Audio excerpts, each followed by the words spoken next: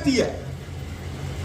थोड़ी देर के लिए तेरा बिस्तर यदि कोई पानी से गीला कर दे तो तू उस पर एक पल भी नहीं बैठेगा।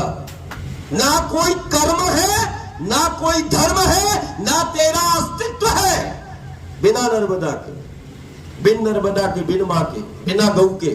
कोई यज्ञ करके दिखाए मुझे,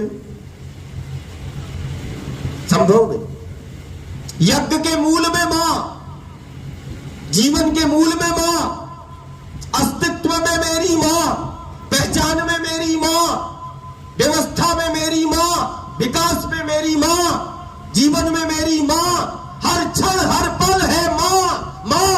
और बताओ क्या है? पानी में। जिस दिन नर्मदा के पथ के गांव नगर माटी को जहर मुक्त कर लेंगे, उस दिन गांव नगर से बीमारी, रोग दोष दूर हो जाएंगे और नर्मदा जी के जल का शुद्धिकरण हो जाएगा और धरती की सबसे बड़ी सेवा हो जाएगी। धीरे धीरे माटी में जहर मिलाना बंद कर दो। ये कल के दिन अभिशाप आज है, कल महा अभिशाप हो जाएगा। आज प्रारंभ कर दो। धरा का संबंध धैनु से है। गौमय वस्ते लक्ष्मी, बात लक्ष्मी की हो या लक्ष्य की हो, गौ की सेवा कर लेना और गौ को अपने द्वार पे, गौ अपने द्वार पे रखना और अपने द्वार पर उस गौ की सेवा करना। गुरु गोविंद को बुलाने की आवश्यकता नहीं पड़ेगी। गुरु गोविंद तेरे द्वार पर ऐसे ही प्रकट हो जाएगा। जिस द्वार पर गौ की सेवा है, जिस द्वार पर माटी का मान होता है, उस चौखट के मान को बचाने के लिए गोविंद प्रकट होता है। ये सत्य है। तू माटी का मान करना, और जिस चौखट से माटी का मान होता है और जिस चौखट पर गौ की सेवा होती है, उस चौखट के मान के लिए स्वतः ही गुरु गोविंद प्रकट होता है। हो जाएगा प्रकट। एक रोडों पर, हाईवे पे नहीं। किसान संपन्न है। हमारे गांव नगर को संपन्न करने वाली नर्मदा, हमारे गांव नगर को, समाज को, कुल को, कुटुंब को समृद्ध करने वाली हमारी गौ माता। वो हाईवे पे 2:30 बजे रात में जाना, वो 2:30 बजे रात में देखना, जब तुम बंद कक्षों में कूलर, एसी, पंखा, रजाई गीला यदि हो जाए तुम्हारा, जहां सोते हो, तो मन में आग लग जाती है। गीला है, अरे गीला कर दिया। देख, रात भर गीले में बैठती है।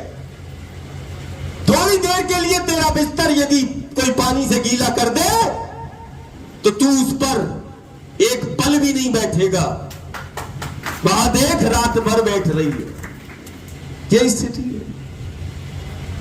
जिसने हमारे कुल को तारा, जिसने हमारे समाज को समृद्ध किया, जिससे सुख शांति है, वही तो है नर्मदा, वही तो है गौ। सुख शांति गौ से है, नर्मदा से है। संपन्नता, प्रसन्नता प्रत्यक्ष उन शक्तियों से है। आज दोनों की दुर्दशा बनी है, नर्मदा की भी और गौ की भी। भक्ति चल रही है, यज्ञ चल रहे हैं। यज्ञ शुद्धिकरण के लिए है, यज्ञ संरक्षण के लिए है, यज्ञ संवर्धन के लिए है। यज्ञ जागृत करता है। यज्ञ से दशा में सुधार होना चाहिए। यज्ञ सत्य है, सनातन है, शाश्वत है, लेकिन भूल समाज से कहां हो रही है, ये हमें पता करना पड़ेगा। हमें अपने चरित्र को देखना पड़ेगा। राम का चरित्र तो शाश्वत है। हरि का चरित्र पे प्रश्न नहीं करना, गुरु के चरित्र पर। गुरु और गोविंद का चरित्र शाश्वत है, सनातन है, व्यापक है। बात राम के और हरि के चरित्र की नहीं, बात समाज के चरित्र की है।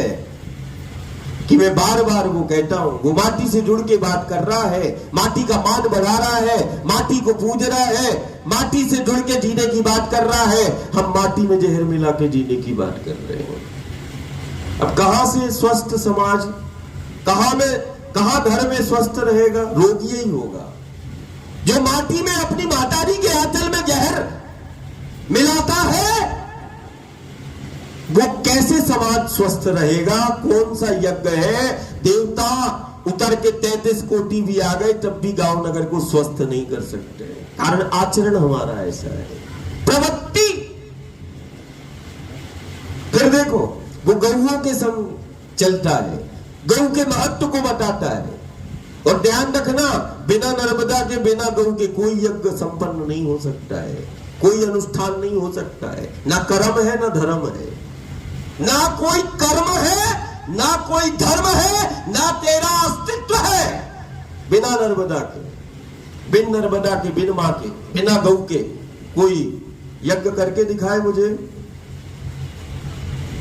संभव नहीं। यज्ञ के मूल में मां, जीवन के मूल में मां, अस्तित्व में मेरी मां, पहचान में मेरी मां, व्यवस्था में मेरी मां, विकास में मेरी मां, जीवन में मेरी मां, हर क्षण हर पल है मां, मां।